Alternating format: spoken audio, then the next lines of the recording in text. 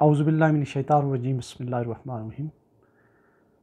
मैं तमाम अहबाब को आज के प्रोग्राम में खुशामदीद कहता हूँ। आज हम डिस्कस करेंगे जो कराची और हैदराबाद में और सिंध में जो मेयर्स और डिप्टी मेयर्स के इलेक्शन हुए, जिसमें अक्सर पीपल्स पार्टी जो जीत गई है। कराची में जो मेयर का इलेक्शन बड़ा टफ़ कंपटीशन था, वहाँ पे वो जमात इस्लामी क्यों आ रही है।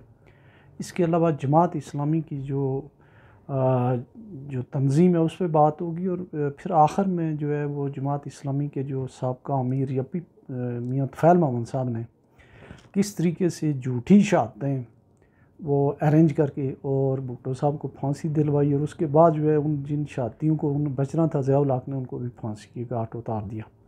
तो ये हमारी आज की जो है वो डिस्कशन है। एक वजाहत है कि मुझे बेशुमार लोग जो हैं वो मेरे इसमें जो है थोड़ी सी ऑडियंस में बड़े दानश्वर लोग हैं, और मुझे वो गाइड भी करते रहते हैं। जैसे हमारे एक साहब स्टेट बैंक के जो चीफ मैनेजर डायरेक्टर लेवल से रिटायर्ड हुए हैं, सादक मोहम्मद सादक साहब, मेरे बहुत ही जो पसंदीदा जो बॉसेस में से एक हैं। इसके अलावा पिंडी से हाजी खालिद साहब हैं, इसके अलावा तारक साहब है। तो सिंध और कराची से तो बहुत ही ज़्यादा लोग हैं फेसबुक पे, और उन सब का मैं मशकूर हूँ। और जो उनकी जो इस बारे में शिकायत है कि हमारी आवाज़ सही नहीं है, तो उस वॉइस की क्वालिटी को जो है इम्प्रूव करने के लिए इंशाल्लाह नेक्स्ट वीक में इंस्ट्रूमेंट ले आऊँगा, तो फिर वो भी ठीक हो जाएगा। तो आप सब आपका बहुत बहुत शुक्रिया। अच्छा, अब हम अपने असल मौजू की तरफ आते हैं। तो आज जो इलेक्शन हुए, पहली बात तो ये है तो कि पीपल्स पार्टी, ये कहना बिल्कुल गलत है कि पीपल्स पार्टी का कराची में कोई वोट नहीं है। उनका एक साइजेबल वोट है।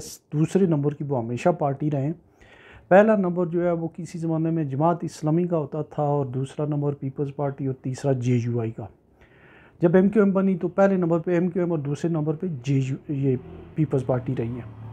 तो अब ये जो मौजूदा इलेक्शन हुए हैं, अगर वो MQM बाइकाट ना करती तो ये जमात की इससे 1/3 भी सीटें नहीं होनी थी, और उसके बाइकाट की वजह से उन्हीं इलाकों में उन्हें सीटें मिली हैं।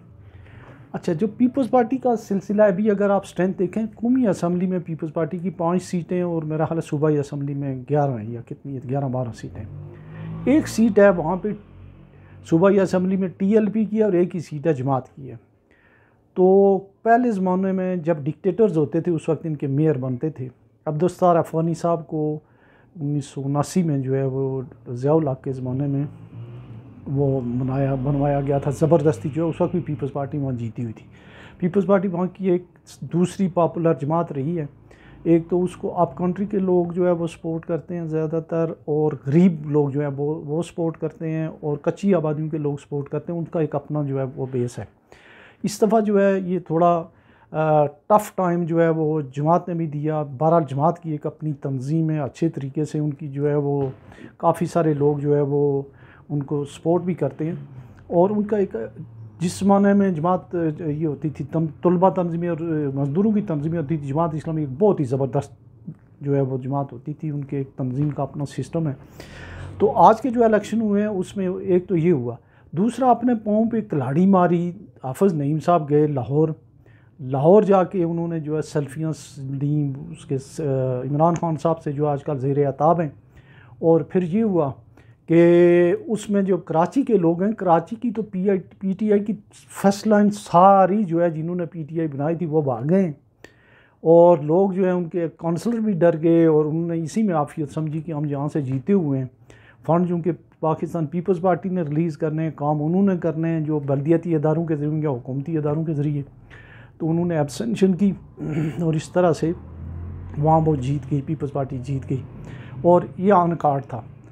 लेकिन ये अच्छा, ये पहली दफ़ा ऐसे नहीं हुआ। अगर उन्होंने कोई धांधली की है तो उसकी जो है ज़रा मज़म्मत की जानी चाहिए। लेकिन ये जीतना, हाँ, पीपल्स अगर ये जो है 9 मई का वाक़या ना हुआ होता, पीपल्स पार्टी और इमरान खान पुराने 9 मई से पुरानी जो है वो सीटिंग पे होते, तो बड़ा मुश्किल था पीपल्स पार्टी के लिए सामने आना। अच्छा, इसके अलावा जमात इस्लामी का जो है वो एक ये भी तुर्रा इम्तियाज़ रहा है कि उनकी जमात इस्लामी की पीपल्स पार्टी के साथ और भुट्टो के साथ जानी दुश्मनी जो रही है। 1977 की जो एंटी भुट्टो जो है PNA की तहरीक जो चली थी, उसमें जुल्फ़िकार अली भुट्टो साहब जो हैं वो गए थे मंसूरा मौलाना मौदूदी से जो है वो मुलाकात की उन्होंने। उनसे रिक्वेस्ट की कि हमारे जो आप पैचअप कराएं। पता नहीं फिर उन्होंने क्या कहा था, इसका तो मुझे इल्म नहीं है। लेकिन इसके बावजूद जो है जमात और जमात इस्लामी और पर्टिकुलरली जो है असगर ख़ान वगैरह ये नहीं माने, तो मार्शल लॉ लगा। मार्शल लॉ के बाद बड़ी खुशी से जमात इस्लामी ने उनकी वजारतें कबूल की। वजारतों में एक महमूद आज़म फ़ारूकी कराची से थे और एक प्रोफेसर गफूर साहब थे। बाद में उनको निकाल भी दिया सभी लोगों को ज़िया-उल हक़ ने। इसके अलावा जो सबसे बड़ा जुर्म जो है वो जमात इस्लामी ने किया, या ख़ासकर मियाँ तुफ़ैल मोहम्मद साहब जो सिटिंग उनके थे उस वक्त अमीर, उनकी तो इतनी एक दुश्मनी थी भुट्टो साहब थे कि उन्होंने भुट्टो को फांसी लगाने के लिए ऐसे दो शहादतें चाहिए थीं कि जो ये कहें कि मुझे भुट्टो ने डायरेक्टली आर्डर दिया था नवाब कसूरी को मारने के लिए। उसकी अरेंजमेंट भी जो है वो माशाल्लाह तुफ़ैल मोहम्मद साहब ने की, और उन पुलिस वालों को कहा कि आप ये वाली जो है वो कर दें, ये शहादतें आप दे दें तो आपको बाद में मैं छुड़वा लूँगा। तो बाद में जब उनके पास गए तो भुट्टो ने कहा मैंने जो है इसको ज़िया-उल हक़ ने कहा भुट्टो को मैंने फांसी दी, मुझ पर बड़ा प्रेशर है, लिहाजा मैं इनको नहीं छोड़ूंगा। उसने उनको भी मोड़ के घात उतार दिया। तो ये 3 जो कत्ल हैं ना, सीधे या 3 है मेरा ख्याल है, वो उनके वो अमीर साहब के सर पे है। हाँ, इनके कुछ जो मौजूदा अमीर हैं वो बड़े बैलेंस आदमी हैं। मुनव्वर हसन साहब बहुत ही ज़बरदस्त आदमी थे। अलबत्ता जो मियाँ तुफ़ैल मोहम्मद साहब और जो काजी साहब थे, ये काजी हसैन अहमद साहब, ये एजेंसियों के और डिक्टेटर्स के बड़े करीब होते थे। और जब भी कोई जमहूरियत होती थी, इन्हें जमहूरियत के दौरान में जो है फिर जमहूरियत याद आती थी। डिक्टेटर के ज़माने में इन्हें कभी भी जमहूरियत याद नहीं आई है। तो ये एक इनका मसला रहा है। तो जमात इस्लामी वालों के लिए जो है वो सिंध में काम करना जो है इसलिए ज़्यादा इम्पॉर्टेंट है कि वो वहाँ खिदमत खल्क का जो है उनका सिलसिला है उसको एक्नॉलेज ना करना बड़ी ज़्यादती है। आजकल जो आया हुआ है सैलाब आया हुआ है, हमारा तो बड़ा तल्लक वास्ता है। ये जो हम रेडियो टीवी पे देखते हैं, इससे बहुत ज़्यादा काम जो है जमात के लोग कर रहे हैं, उनके रज़ाकार कर रहे हैं। इसी तरीके से वहाँ की लोकल जो और तंजीमें वो भी बहुत काम कर रही हैं।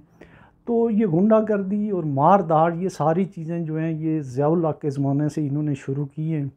इन्होंने जो है वो यूनिवर्सिटी के कैंपस में ये असला लेके आए, उसके बाद लोग उन्होंने यूनिवर्सिटी के हॉस्टलों पे कब्ज़ा किया। ये चीज़ें छोड़ के तो मेरी जमात इस्लामी से मौदबाना जो गुजारिश है कि जिस तरीके से आप नमाज रोज़े के पाबंद हैं, ये दौंस धंधली मार दाड़ छोड़ के खिदमत खल्क और अपना पैगाम दें। आपका पैगाम सबसे अच्छा है और सबसे अच्छी जमात भी आप ही हैं।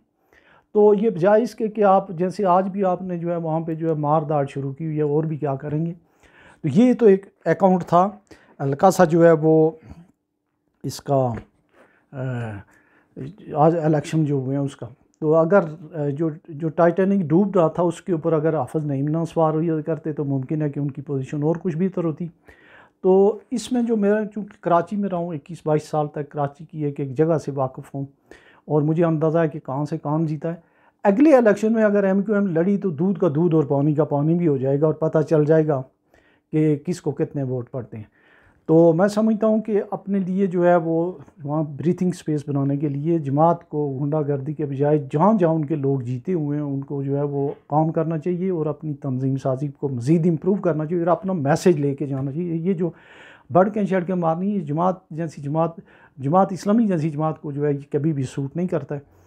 तो ये जो इसका जो आज के प्रोग्राम का जो समरी है वो ये है कि वहाँ पे पीपल्स पार्टी जीती ज़रूर है, लेकिन अगले इलेक्शन में भी पता चल जाएगा। जमात वाले और वो मिलके जो है वो काम करें और वहाँ अभी भी MQM की और जो PTI की जगह जो उनके वोटर हैं उनके ऊपर जमात इस्लामी बहुत ज़्यादा वर्क कर सकती है या नून लीग बहुत कर सकती है। नून लीग तो सिंध को मेरा ख्याल है उन्होंने कभी सोचा ही नहीं है कि वो भी पाकिस्तान का हिस्सा है, ना कभी उनको कोई प्रोजेक्ट दिया है।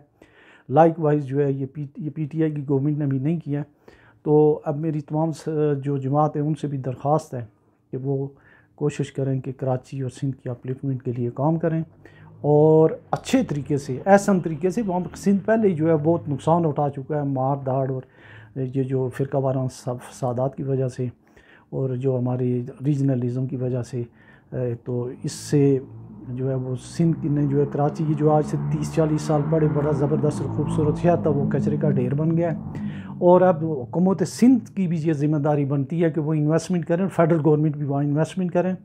वो हमारी जो है वो लाइफ लाइन है पूरे मुल्क की, तो उसकी इम्प्रूवमेंट के लिए काम करें। और उसके लिए जो है सफिशेंट जो है वो फ़ंड्स जो हैं वो कराची और सिंध के लिए जो मख्तस किए जाएँ। तो आज का प्रोग्राम जो है मैं यहाँ ही कंक्लूड करता हूँ। आपके मशवरे और कमेंट्स का इंतज़ार रहेगा। अपना बहुत सारा ख्याल रखिएगा। अल्लाह हाफ़िज़।